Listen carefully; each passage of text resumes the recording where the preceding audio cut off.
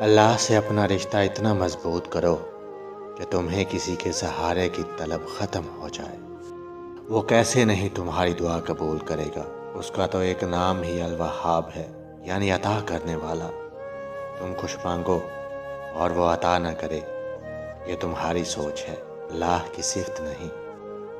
بڑی طاقت رکھی ہوئی ہے اللہ نے ٹوٹے ہوئے دلوں میں، اور جب ان دلوں کا ایمان بھی اتنا ہی طاقتور ہوتا ہے کہ ان کے دل ریزہ ریزہ ہو کر بھی بکھر کر بھی اللہ سے مانگتے ہیں، تو پھر کائنات کی کوئی بھی قوت ان کی دعاؤں کو نہیں ہرا سکتی۔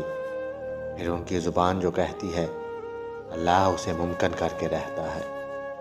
صبر اور دعائیں کرنے والے اللہ کو بہت پیارے ہوتے ہیں۔ اگر وہ آزماتا ہے تو یقین رکھنے والوں کے لیے مدد بھی بھیجتا ہے، صبر کرنے والوں کے لیے صلہ بھی تیار رکھتا ہے۔ توکل رکھو، کیونکہ اللہ کے معجزے توکل رکھنے والوں کے لیے ہیں، تمہارے لیے ہیں۔ تم صرف خدا کو جانو، پھر خدا جانے، اس کی عطا جانے کہ اس نے تمہیں کب، کہاں اور کیا دینا ہے۔ اس کے فیصلے ہیں، وہی تمہارے حق میں بہتر جانے۔ صرف دعاؤں سے معجزے نہیں ہوتے، معجزوں کے لیے سر کو بھی جھکانا پڑتا ہے۔ جب دن میں 5 دفعہ اللہ کو منانے جاؤ گے تو نصیب کیسے تم سے روٹھا رہ سکتا ہے؟ نماز یقین کو مکمل کر دیتی ہے، اور مکمل یقین رکھنے والوں کے لیے ہی تو اللہ کن فرماتا ہے۔ اس کے کن کا جب وقت آتا ہے تو وہ معجزے ہونے لگتے ہیں جو تم کبھی سوچ کر رد کر دیا کرتے تھے کہ ایسا ناممکن ہے۔ اللہ کو پکارو، وہ ٹھیک انہی لوگوں کو وسیلہ بنا دے گا جو تمہارے کام میں رکاوٹ بن رہے ہیں۔ اللہ وہ ہے جو معجزات کر سکتا ہے، اللہ وہ ہے جو ناممکن کو ممکن کر سکتا ہے۔ وہ دلوں کو جاننے والا اور سب سے زیادہ پیار کرنے والا ہے۔